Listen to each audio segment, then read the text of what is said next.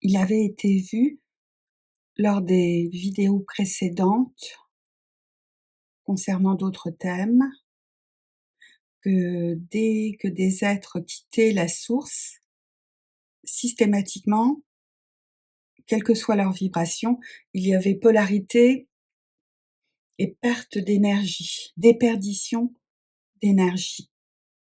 Et déperdition d'énergie qui est beaucoup plus importante dans la sphère matérielle que dans la sphère plus éthérée.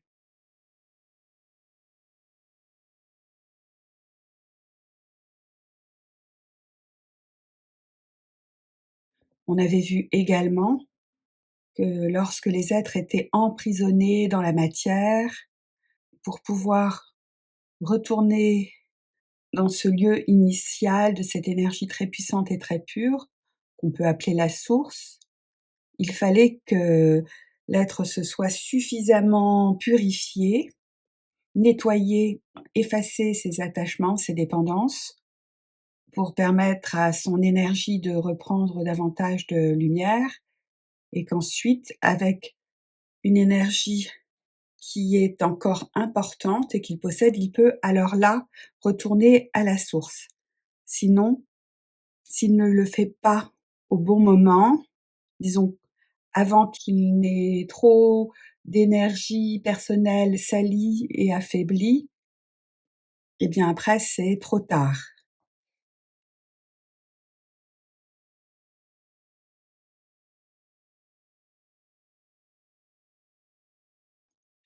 Alors la question est, même si ça peut sembler un peu difficile à jauger, à partir de combien d'incarnations terrestres dans la vie matérielle y a-t-il un effet véritable d'énergie extrêmement assombrie et d'énergie diminuée?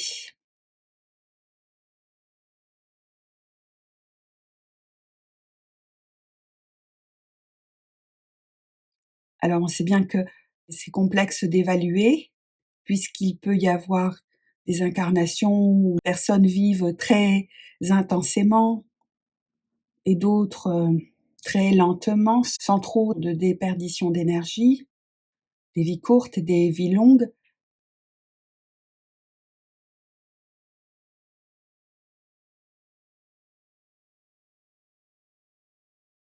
Alors je demande une évaluation, une forme de pourcentage qui sous-entend une forme un peu d'équilibre avec une alternance de vie très intense et d'autres plus, entre guillemets, tranquilles.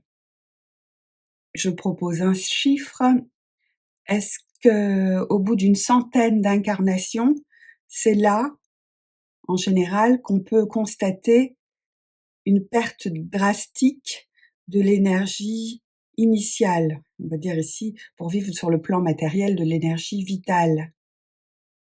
Est-ce que c'est environ ce chiffre, 100 incarnations? Alors peut-être que ce sera plus, peut-être que ce sera moins, mais on part sur cette base de 100 incarnations. Donc oui, effectivement, au bout de 100 incarnations, il y a restriction, diminution de l'énergie lumineuse et puissante initiale qu'ont chaque être.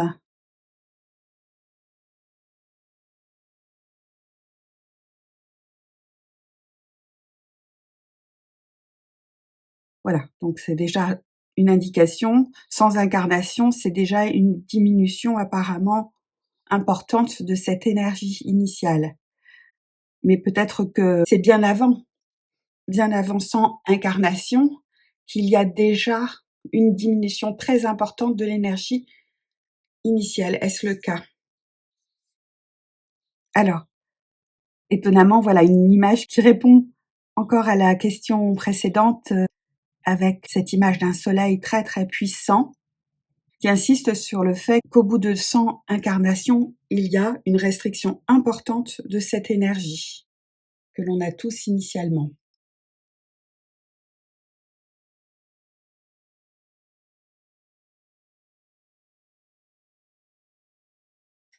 Alors j'insiste à nouveau, est-ce que c'est bien avant 100 que là, il y a des risques importants de perte d'énergie? choix. Cela peut dire que cela va dépendre des choix d'incarnation que chacun fera ou auxquels chacun aura l'obligation d'accepter.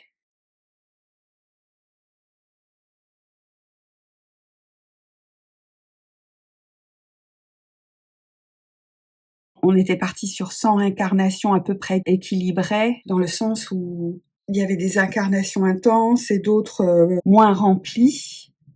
Et au bout de 100, il y a vraiment un effet important de diminution de l'énergie, de toute sa lumière, de toute sa puissance. Oui, ça dépend de l'énergie qui est déployée, l'énergie émotionnelle, physique, psychique, mentale qui est déployée au cours de chaque vie.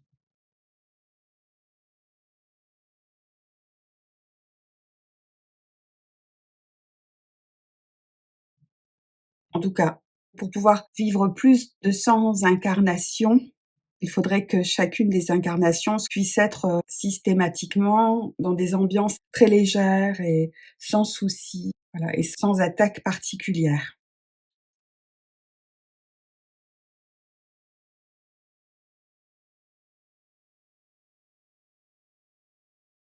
Donc on revient au chiffre de 100 parce qu'on voit que ça peut être un peu plus ou un peu moins selon le contenu des incarnations. Donc c'est déjà une indication dans le sens où là il s'agit pas de 1000 incarnations. 100 ça peut sembler beaucoup et en même temps c'est peu. Mais au bout de 100 approximativement, il y a forcément un impact d'épuisement.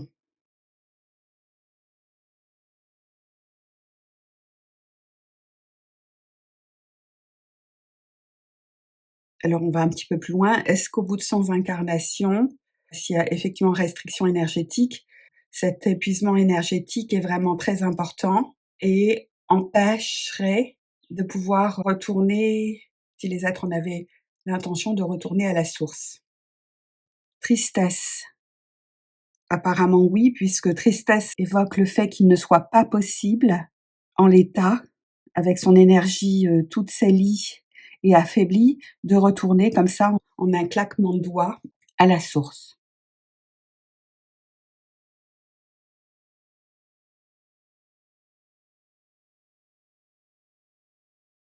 Donc il y a cet aspect-là que j'entrevois, qu'au bout de 100 incarnations, l'être est tellement impacté par plein d'influences différentes, que toute son énergie est alourdie, affaiblie.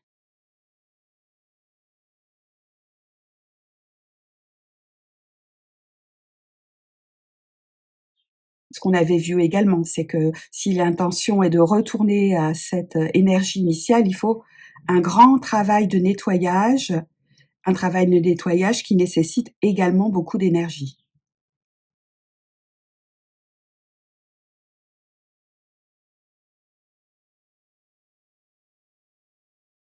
Et le mot tristesse me renvoie aussi au thème précédent où il avait été dit que l'un des signes d'une déperdition énergie importante, et c'était le même mot qui était sorti, tristesse, que j'avais entrevu dans un champ plus large comme étant la dépression, l'affaiblissement.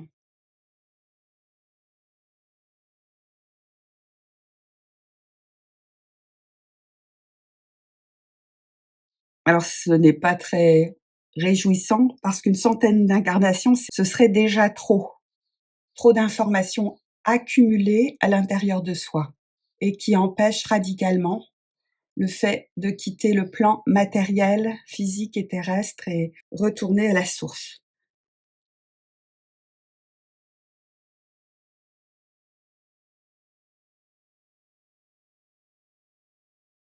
À moins qu'on ne se nettoie et cela prend du temps. Et il peut y avoir effectivement quand même quelques cas qui vont avoir, avec le peu d'énergie qu'il leur reste, la nettoyer, et une fois cette énergie nettoyée, elle pourra peut-être propulser la personne à nouveau dans ce lieu originel.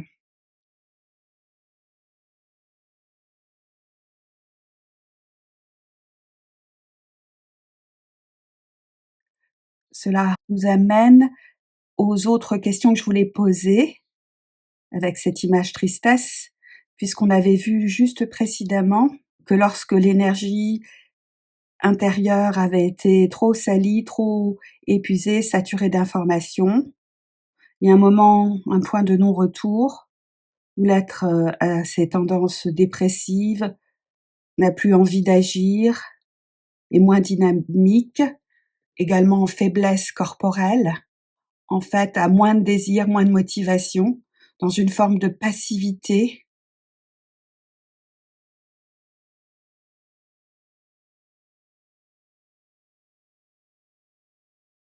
Une fois que l'être est vraiment extrêmement affaibli et ne peut même plus agir totalement sur le plan matériel, est-ce qu'à ce moment-là, il s'oriente naturellement vers une vie plus virtuelle?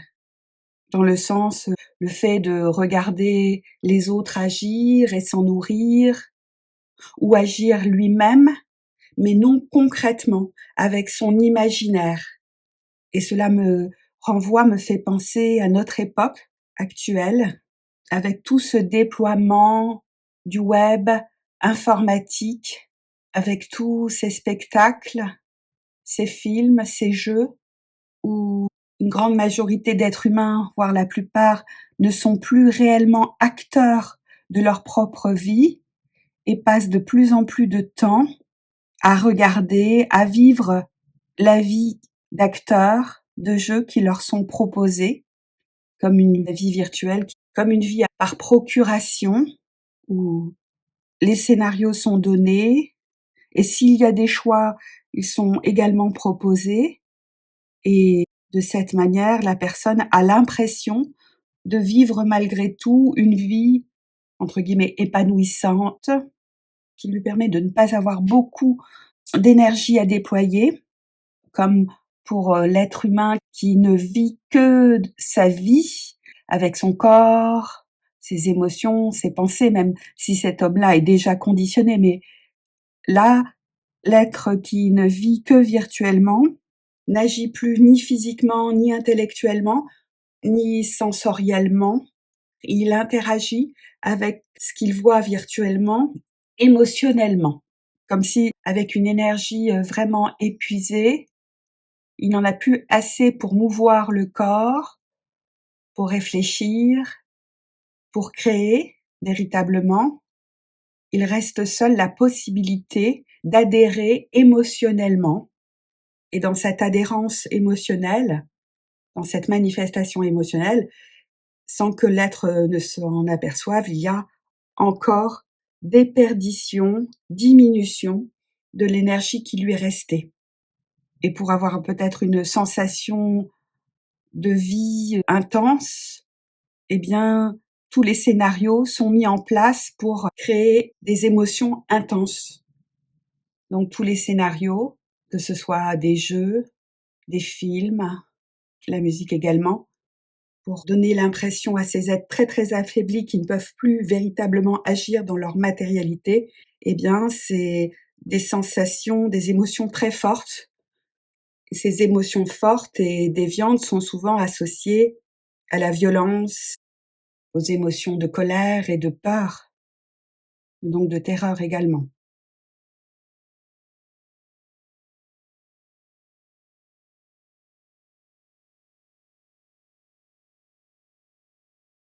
Est-ce que c'est cela? Lorsque l'être n'a plus suffisamment d'énergie pour vivre dans la vie matérielle, il aura tendance, si justement il est accroché à la vie, à vivre de manière plus virtuelle. Courage. Et là, j'entrevois le mot courage comme étant un effort.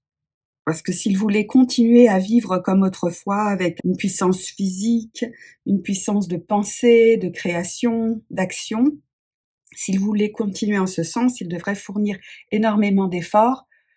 Il lui faudrait énormément d'énergie qu'il n'a plus. Donc, effort qui, de fait, l'épuiserait, puisqu'il faut manifester encore plus d'énergie, et comme il lui en reste peu, il déploierait beaucoup d'énergie pour, au final, ne pas parvenir à réaliser ce qu'il souhaite.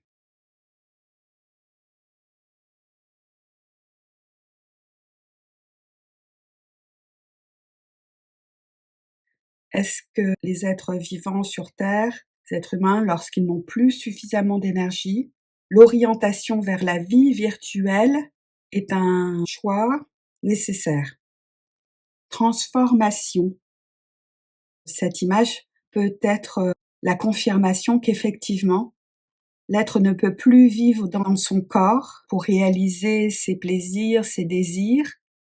Donc il est obligé de se transformer s'il veut maintenir, réveiller en lui les mêmes plaisirs et les mêmes désirs. Et cette transformation, elle est vraiment en corrélation avec le fait de passer à une vie plus virtuelle.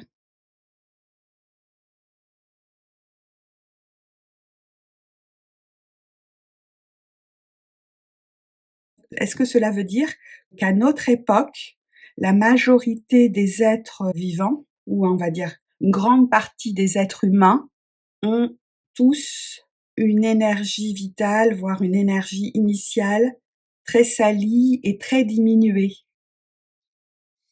Équilibre.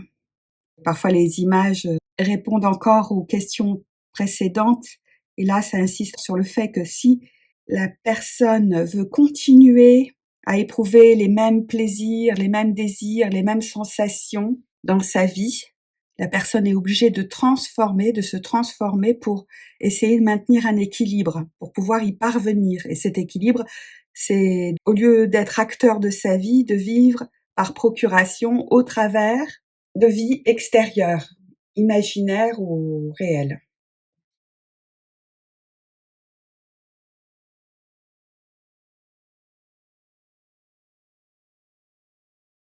Alors je répète, est-ce qu'à notre époque, la plupart des êtres humains sont très pollués et ont une énergie initiale très diminuée? Complexité. Ça peut répondre oui, qu'effectivement c'est le cas, parce que complexité, le mot en tant que tel n'est pas très positif, il évoque un problème. Donc ça peut être oui, à notre époque, il y a une très grande partie d'êtres humains dont l'énergie est salie et affaiblie. Et le mot complexité, à côté d'équilibre, insiste aussi sur le fait qu'il devient très difficile de maintenir un équilibre intérieur. Il devient très difficile de pouvoir réaliser ses projets, la vie qu'on souhaiterait vivre en étant juste uni avec son corps.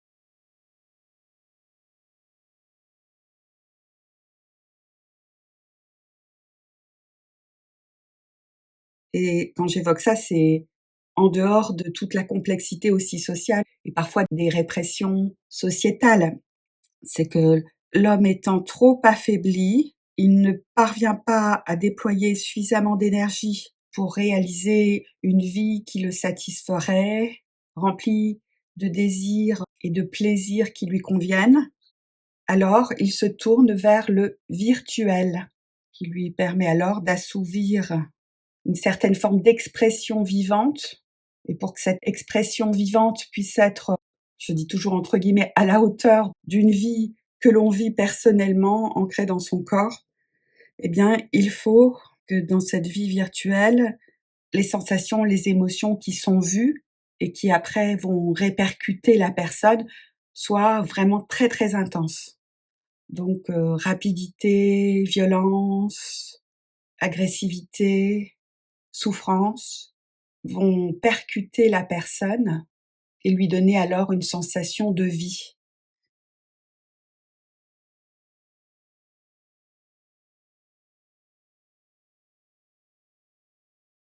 Donc on voit que dans cette déperdition d'énergie, les conséquences sont peu à peu, de manière sournoise et imperceptible, une tendance à la dépression, l'inaction, la faiblesse physique.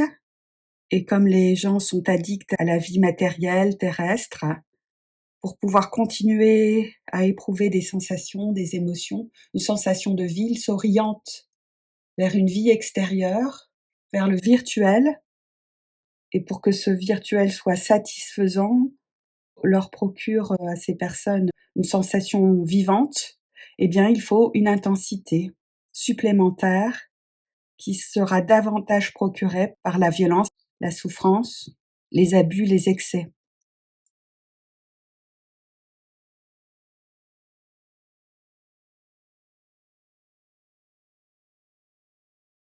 Ce qui engendre donc une forme de dégénérescence, de déviance, où le mode de fonctionnement prédateur devient de plus en plus attrayant, plaisant et source de sensations.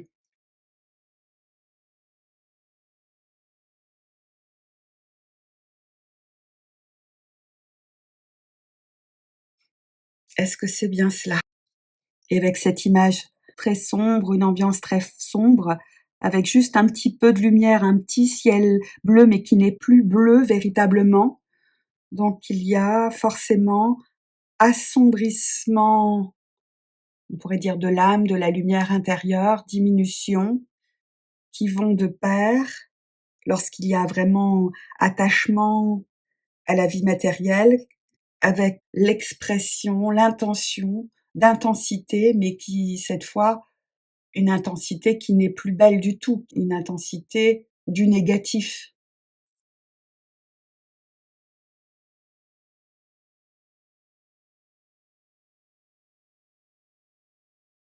Et cette intensité de négatif, au lieu d'aider l'âme, va de plus en plus l'enfoncer, le noircir toujours plus et lui prendre sa dernière lumière, l'affaiblir de plus en plus.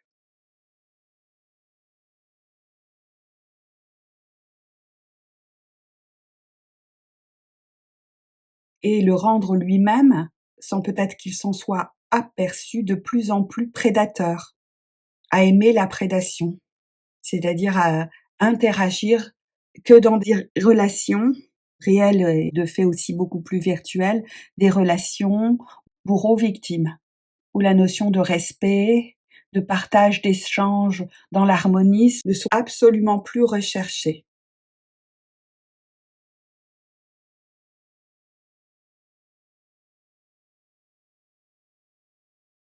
Et cela renvoie aussi à ce qui avait été dit précédemment dans les autres vidéos, que lorsque les êtres se seront assombris, affaiblis, ce qui apportera une réalité de plus en plus prédatrice, certains êtres auront peut-être un éclair de lucidité, un éveil, un réveil à la réalité telle qu'elle est vraiment, et voudront quitter le plan terrestre pour revenir à la source.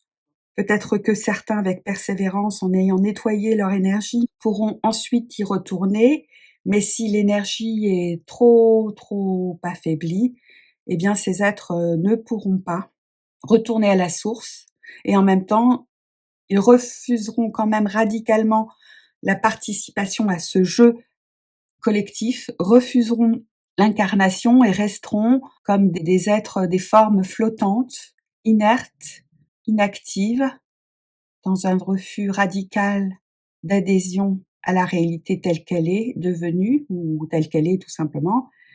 Et il avait été dit qu'à un moment donné, la source reprend toujours toutes ces énergies qui sont sorties d'elle et ils seront réintégrés à la source. Et là, ils pourront enfin retrouver plus de force, plus d'énergie et plus de contentement.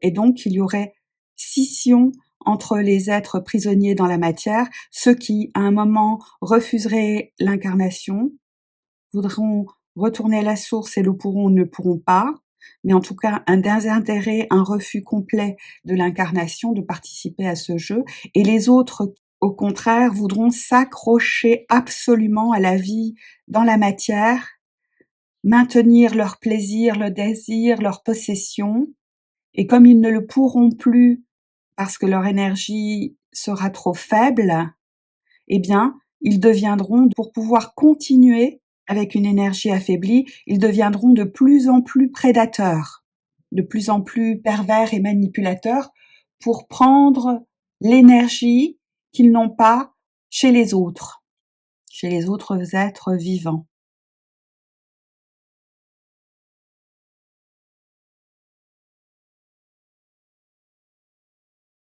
Et ces êtres qui veulent absolument maintenir leur plaisir, leur désir dans la matérialité, sont obligés d'accentuer, d'amplifier leur attitude prédatrice.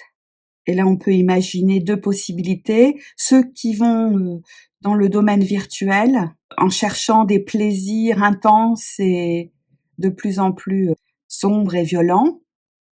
Et on imagine aussi d'autres qui vont aussi dans cette voie et qui deviennent des prédateurs extrêmes parce qu'ils veulent quand même vivre encore avec leur corps. Et bien ceux-là vont avoir des actions terriblement effrayantes pour ponctionner et se nourrir des énergies qui les entourent. On peut imaginer comme une attitude vampirisante. Ça deviennent de véritables vampires énergétiques, des prédateurs absolus qui vont absorber sans aucun respect, sans aucun souci de l'autre, dans un ego surdimensionné, vont vouloir tout s'approprier à n'importe quel prix pour perdurer le plus longtemps possible dans la matérialité.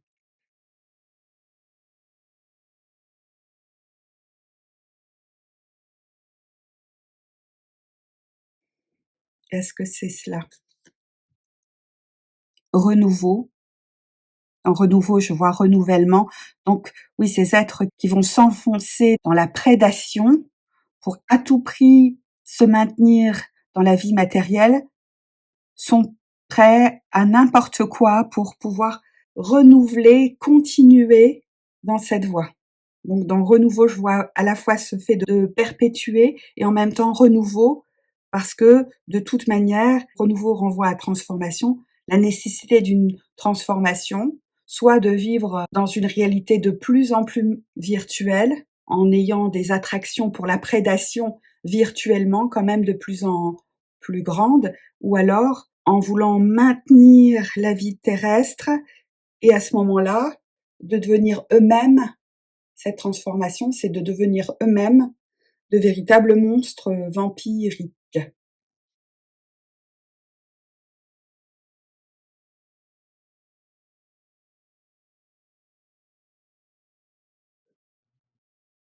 Le mot échec qui revient souvent et qui insiste encore sur le fait que de toute manière, ces choix de vouloir absolument rester dans la matérialité en devenant monstrueux, en absorbant toutes les énergies, eh bien c'est voué à l'échec.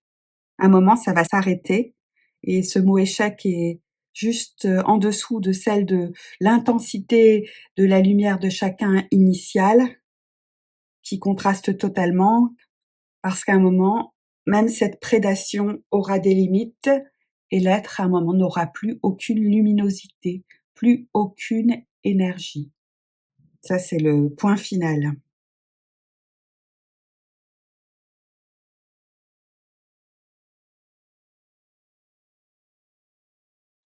Et je reviens sur ce qui avait été dit juste là, précédemment, là, dans cette vidéo, au sujet des personnes qui vont aller de plus en plus dans une vie virtuelle, non réelle matériellement, concrètement, parce qu'ils n'auront plus assez d'énergie pour vivre leur propre vie. Est-ce qu'à un moment, ça rejoindrait, alors là c'est vraiment un grand présupposé, ce qui avait été dit dans la science-fiction, par exemple dans le film Matrix.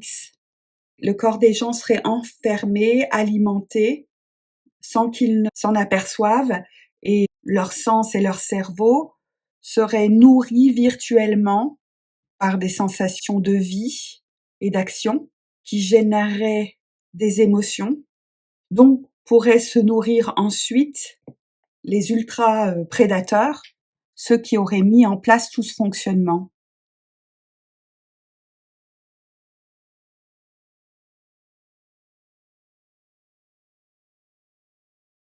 Est-ce que c'est une réalité ou alors c'est du pur imaginaire?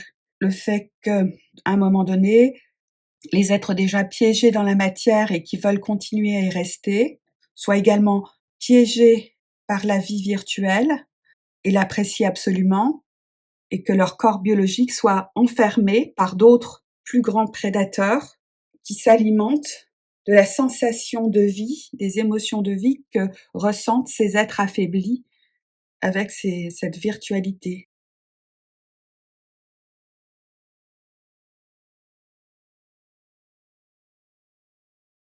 Est-ce que c'est possible? Et on a le mot dépendance.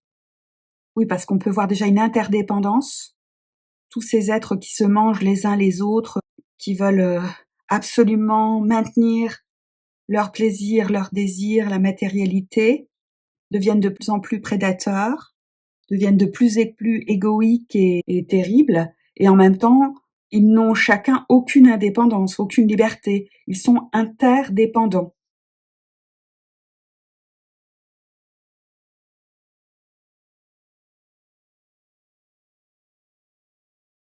Est-ce qu'à un moment, ce serait possiblement la stratégie des obscurs que d'enfermer le corps biologique des êtres humains affaiblis dans des formes de capsules, de nourrir ce corps biologique et de faire croire à la personne qu'elle est en vie réellement pour qu'elle génère des émotions, des sensations dont se nourriraient ces obscurs? Est-ce que c'est une réalité?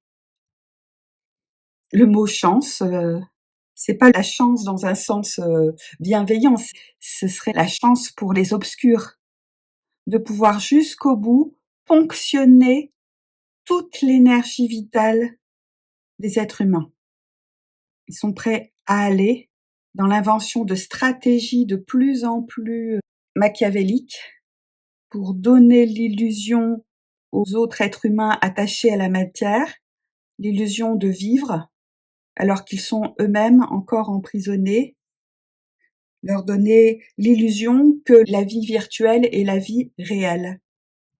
Et ce mode de fonctionnement devient absolument nécessaire aux obscurs pour perdurer.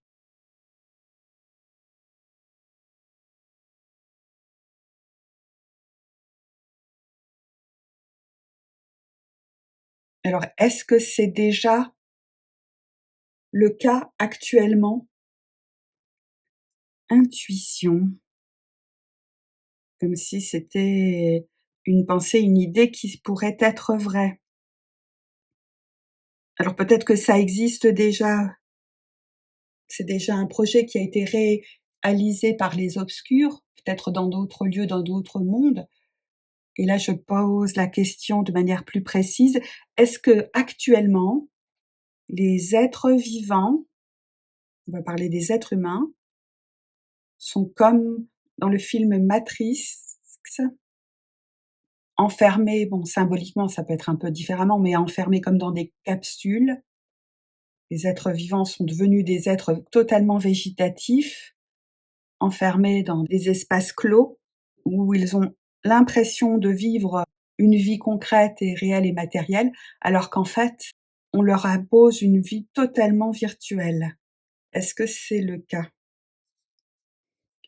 Union, et dans le mot union, je vois justement cette union, ce lien entre ce qui peut sembler réel et le virtuel.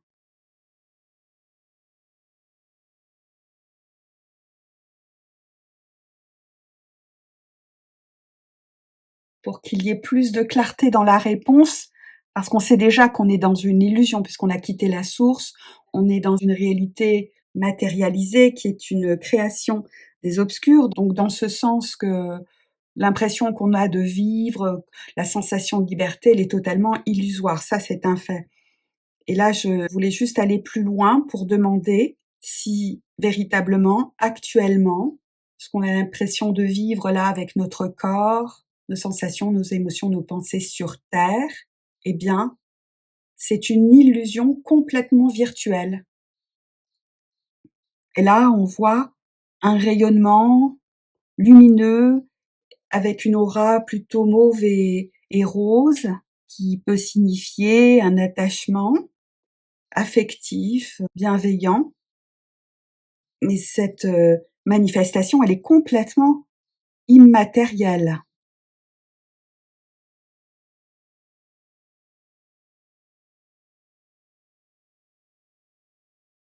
Et derrière, on peut voir un arbre avec des branchages un peu plus sombres, ce qui pourrait confirmer qu'effectivement, les êtres humains, ça pourrait être ce rayonnement lumineux, immatériel, affectif, qui est attaché à la matérialité, qui est un peu irréel et qui se projette.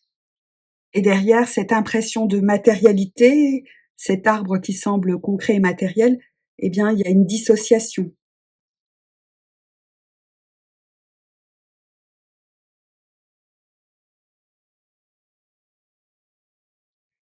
La lumière de chacun, dans notre présence, on a l'impression d'être complètement fondu, uni à la matière, à notre corps, à tout ce qui nous entoure. Et là, apparemment, ce ne serait pas le cas.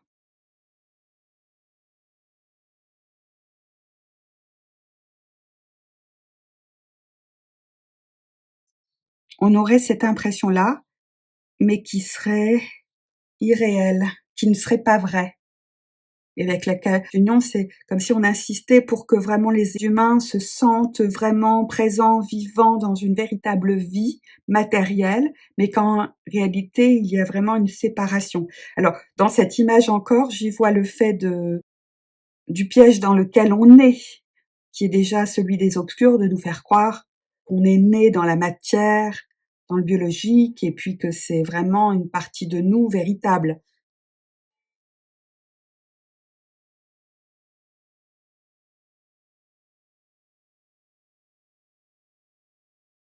Alors que là, si c'est le cas, voilà, c'est cette image de cette lumière, de cette gentille lumière qui vient de la source et qu'on a obligé à s'associer à la matérialité.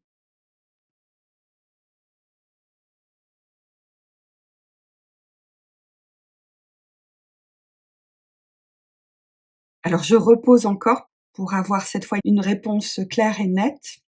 Sommes-nous tous les êtres vivants sur Terre, piégés dans la matérialité par les obscurs, prédateurs qui ne se nourrissent de nos manifestations, de nos énergies? Sommes-nous dans une phase où nous sommes tous tellement épuisés énergétiquement, tellement diminués, que pour que les obscurs puissent continuer à se nourrir de nos énergies, ils ont enfermé le peu de notre énergie dans un certain lieu et nous nourrissent et nous font croire, certainement avec des tactiques informatiques ou vibratoires, nous font croire que nous sommes vraiment, vraiment présents encore dans la matière.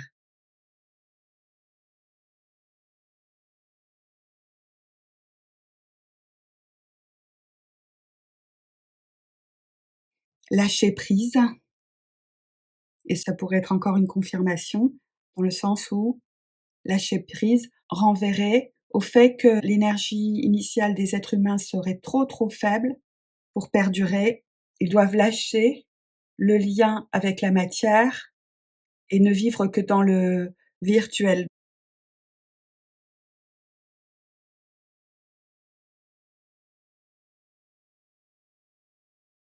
Donc là, la réponse, c'est à la fois un oui et en même temps, je ne peux pas associer totalement ce oui avec une réalité présence.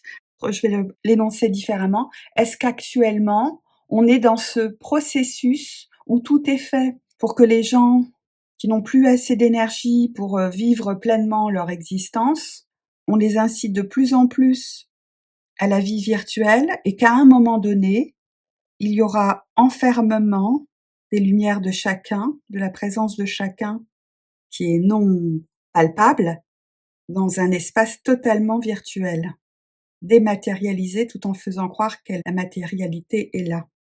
Surprenant, l'image équilibre qui est juste en dessous, en bas, il y a aussi la carte d'équilibre.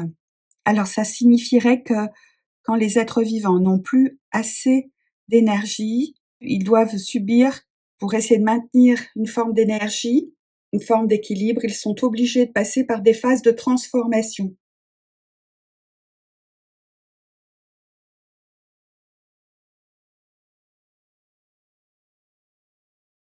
Une des premières transformations lorsqu'on s'accroche à la matérialité, c'est de vivre en étant encore accroché au corps, de vivre dans une vie de plus en plus virtuelle et prédatrice.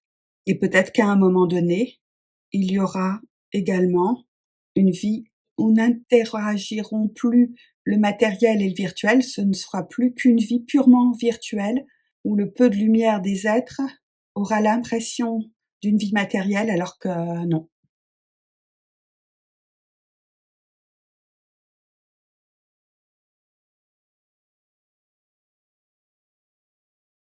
Et ça semble confirmé avec ce sol très abondant pour maintenir une illusion d'énergie, d'abondance, d'épanouissement. Les êtres piégés sur Terre devront de plus en plus vivre par procuration, détachés de leur présence biologique, dans un univers, dans des atmosphères complètement imaginaires et virtuelles.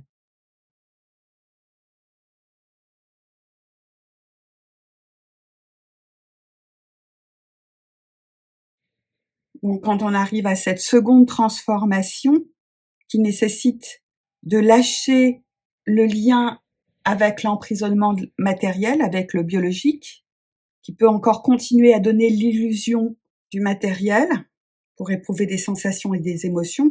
Donc là, dans ce sens-là, c'est une véritable, comme une forme de projection holographique, où l'énergie de l'être est à un certain endroit, enfermée et inerte, et en même temps, cette présence énergétique conscience enfermée et inerte a l'impression, l'illusion de vivre une vie purement matérielle, projetée dans un virtuel qu'il pense réel. C'est semblable à une projection holographique.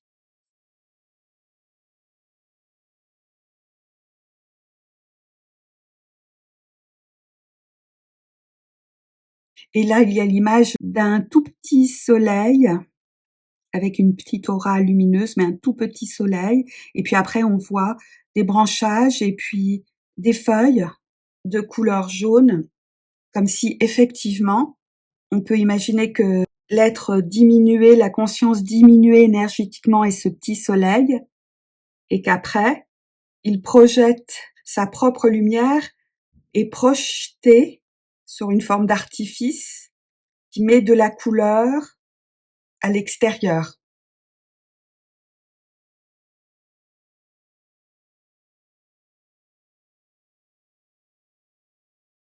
Donc cette image pourrait certifier qu'à ce moment-là, les êtres vivants, ce qu'on appelle les êtres vivants, les consciences extrêmement diminuées et salies, n'ayant plus aucune capacité à vivre dans la matière et voulant y rester, vivront dans des projections holographiques qui donneront l'illusion de la vie dans la matière et dans le biologique.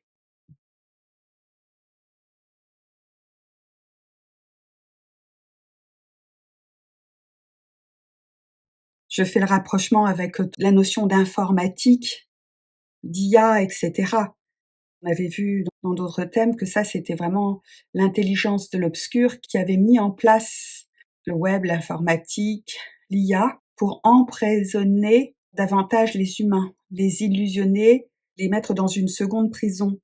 On peut imaginer que toute l'informatique, l'IA, fait partie de cette création virtuelle qui pourrait à un moment donné emprisonner la dernière petite énergie de l'être humain et sa conscience et lui donner l'impression de vivre concrètement.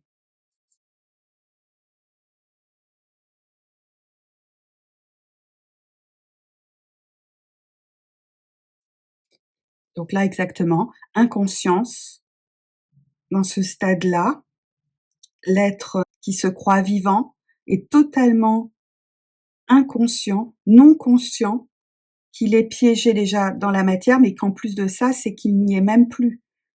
C'est que son énergie est emprisonnée à un certain endroit, et avec toutes les stratégies intelligentes des obscurs, du virtuel, de l'IA, de l'informatique, on lui donne l'impression de vivre une vie.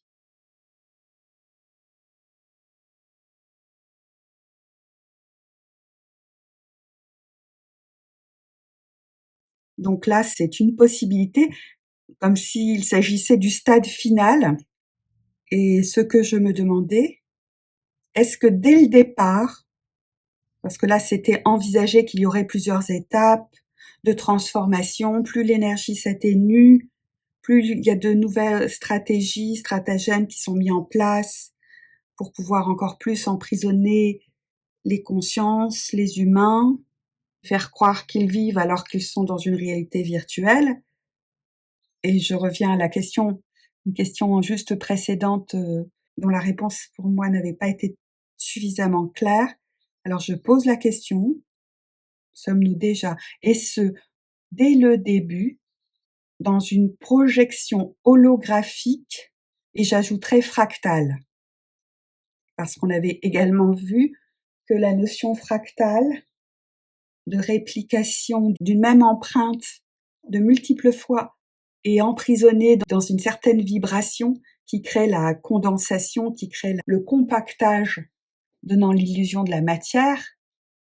Alors, sommes-nous, dès le départ, dès que l'on est happé par les obscurs, dans la réalité que les obscurs ont créée, sommes-nous déjà dans une projection holographique? Alors là, on voit un grand arbre épanoui, grand, puissant, rayonnant. Sommes-nous réellement, dès le départ, dès que l'on est captif, capturé et happé par les obscurs, sommes-nous déjà, dans ce que l'on a l'impression de vivre, dans une projection holographique ou dans une simulation, on pourrait dire aussi, une forme de simulation d'existence?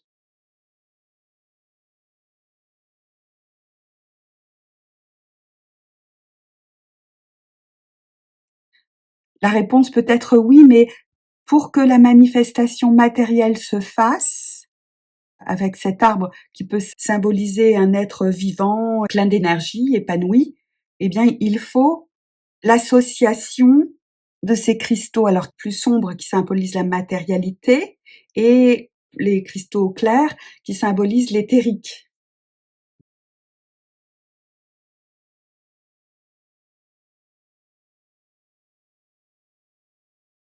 La réponse est que oui, dès le départ, nous sommes déjà dans une forme de projection holographique, dans une forme de simulation, puisque notre manifestation, elle est liée à une énergie qui a été séquencée, qui a créé la polarité.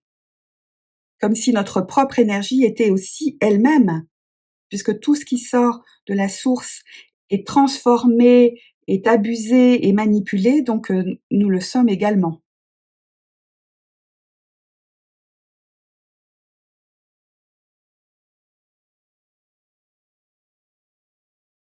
Donc de fait, il y a dès le départ une forme de distorsion, de dissociation, qui fait que l'énergie, une part devient éthérique, une autre devient matérielle et que les deux sont nécessaires l'une à l'autre pour que la matérialité se maintienne. Donc oui,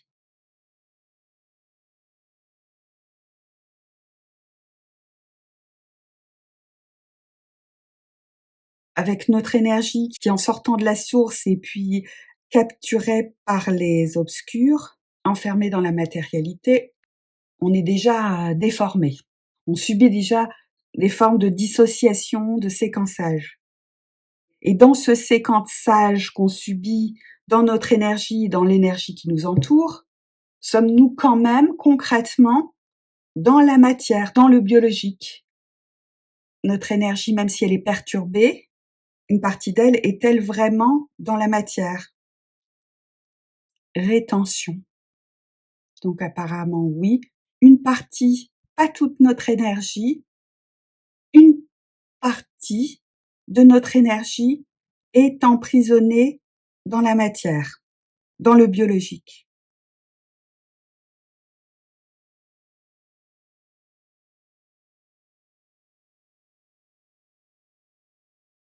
Elle est retenue. Et ensuite, on a aussi une part de notre énergie initiale qui, elle, est dans l'éther.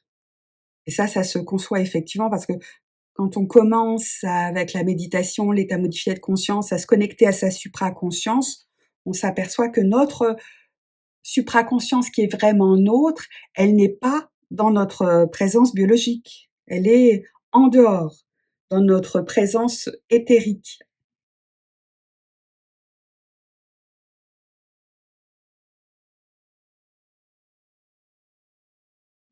Donc c'est pour ça que ça peut être difficile de trouver la bonne réponse, parce que pour pouvoir être emprisonné dans la matérialité, c'est comme s'il avait fallu séquencer notre propre énergie, la distorsionner, l'étirer, et cet étirement de notre énergie, une partie est descendue très bas dans le plan matériel, une autre est dans un plan plus éthéré, plus éthérique.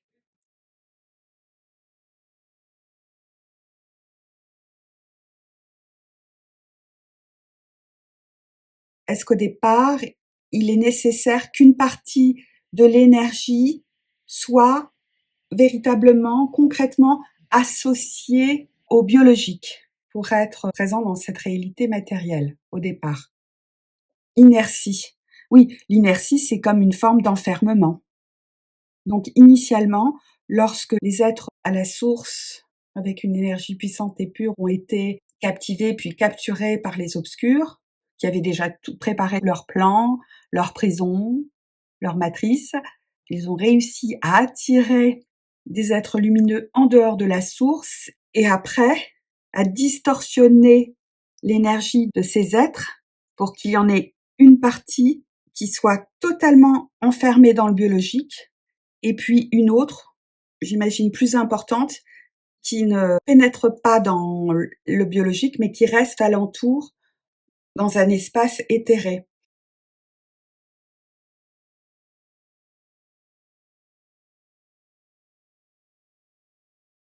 Quand je regarde l'image inertie, je vois comme l'image d'une encre, l'encre d'un bateau.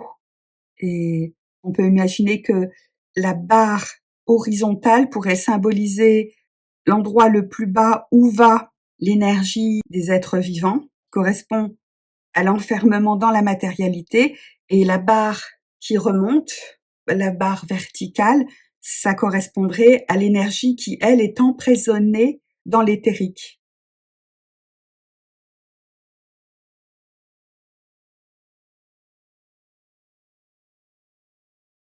Chaque être qui quitte la source, manipulé par les obscurs et qui est enfermé par les obscurs dans la matérialité, une part de son énergie plus petite est enfermée, cloisonnée dans le biologique, dans la matière, et une grande part autre de son énergie qui reste collée malgré tout en lien, elle est dans une création éthérique, non matérielle. Une part dans la matière, une part dans l'éther, qui donne après l'illusion d'être un être vivant uniquement biologique et qui piège la présence énergétique de chacun dans la création des obscurs.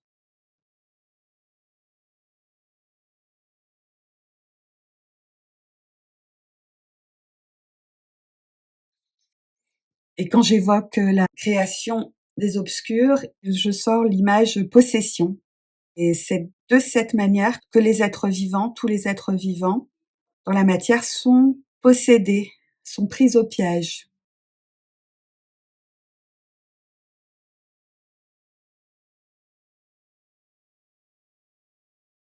Tous les êtres vivants sur la Terre, dans la matière, ont eu leur énergie à la fois séparée, modifiée, dont une partie, une plus petite partie enfermée dans le biologique, une plus grande partie qui reste collée mais qui est dans une sphère plus éthérée.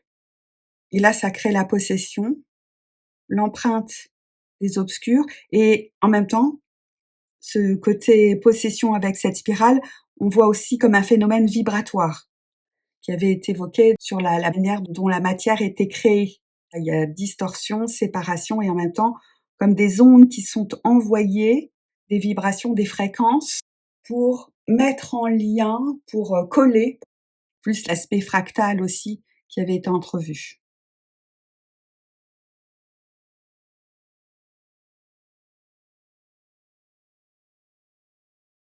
Et le mot possession, il est posé sur tout en haut l'image de transformation. Donc oui, il a fallu transformer l'énergie initiale de chacun pour la matérialiser et pour la rendre emprisonnée sous la dépendance de la création des obscurs.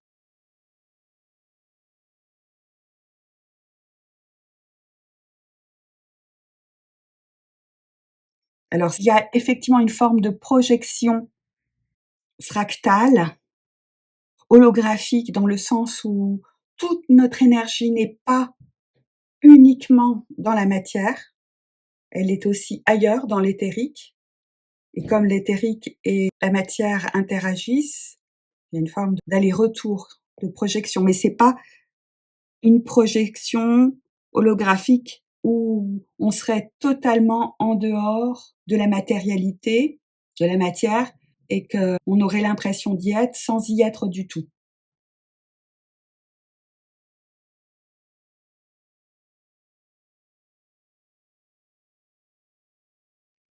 Et ça, cette notion de projection holographique, c'est peut-être ce qui risque d'arriver, apparemment. Projection holographique fractale qui signifie aussi le fait d'être enfermé dans une simulation.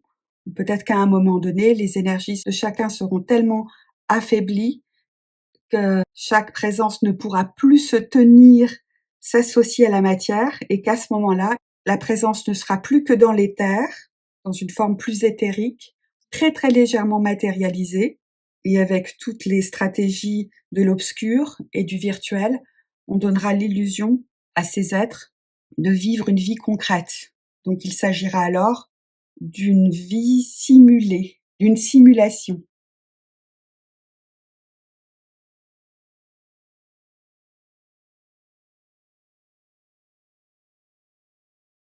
Et là, c'est une image très sombre, celle de la lune, mais avec toute la symbolique négative, qui signifie la manipulation, la captation, la fascination. Donc oui, c'est potentiellement ce qui pourrait arriver et qui est peut-être arrivé dans d'autres mondes, dans d'autres espaces.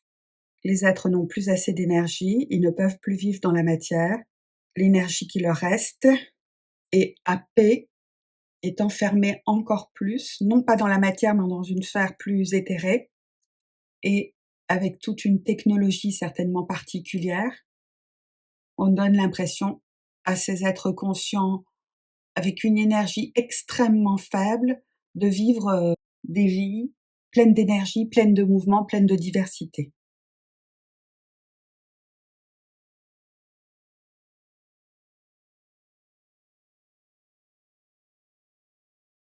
Et ça confirme aussi ce qui a été dit juste avant, ces 2 étapes. On est effectivement une forme de projection à la base, puisqu'il y a distorsion de notre énergie, de toute énergie qui quitte la source. Et puis quand il y a un épuisement complet, là, il y a projection dans une simulation.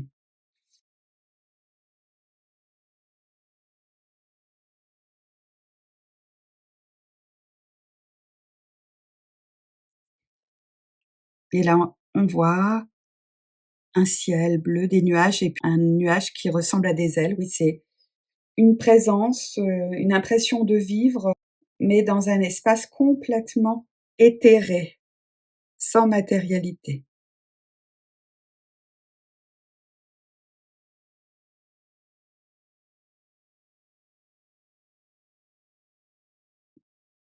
Et là, il y a l'image très sombre avec comme une forme d'irruption volcanique, quelque chose qui est un peu destructeur. Oui, c'est une intention destructrice, violente, et l'image de cet être éthéré, comme cet oiseau immatériel qui a peut-être l'intention, l'impression de vivre, eh bien en fait il est enfermé, il est entouré par l'obscur. D'un côté avec cette image de la lune et plein de couleurs étranges, plein de manipulations, de l'obscur, et avec l'image volcanique, c'est l'intention de l'obscur de vampiriser, donc de détruire, d'absorber le restant d'énergie que possède cette présence, cette conscience.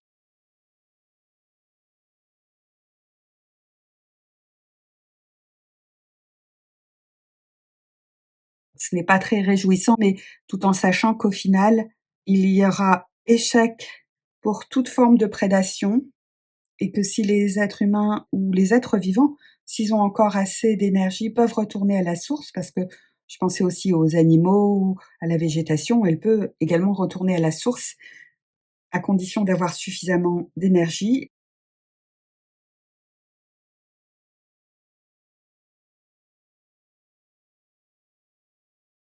Et si ce n'est pas le cas, on peut quand même refuser absolument de participer aux simulations, aux jeux collectifs malsains, de plus en plus prédateurs proposés par les obscurs. Le refuser absolument, ne plus y participer, donc se défaire de toute adhérence affective, émotionnelle, de plaisir matériel. Et donc là, on va rester aussi dans une forme de suspension, de forme très, très, très éthérée jusqu'à ce que la source vienne nous rechercher.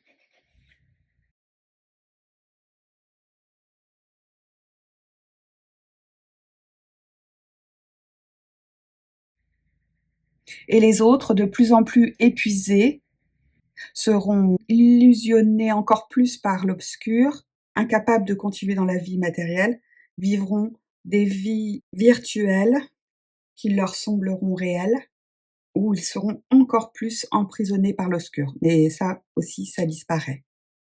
Retour à la source, obligatoire pour tous.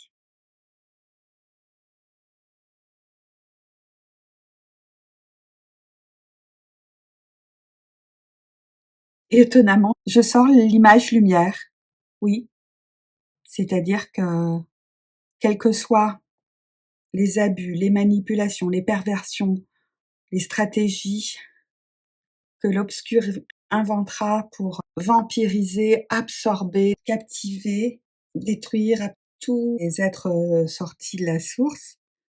Dans tous les cas, il y a un retour systématique à la source. Alors tous ces jeux malsains, des obscurs, des humains noirs, un moment prendra fin.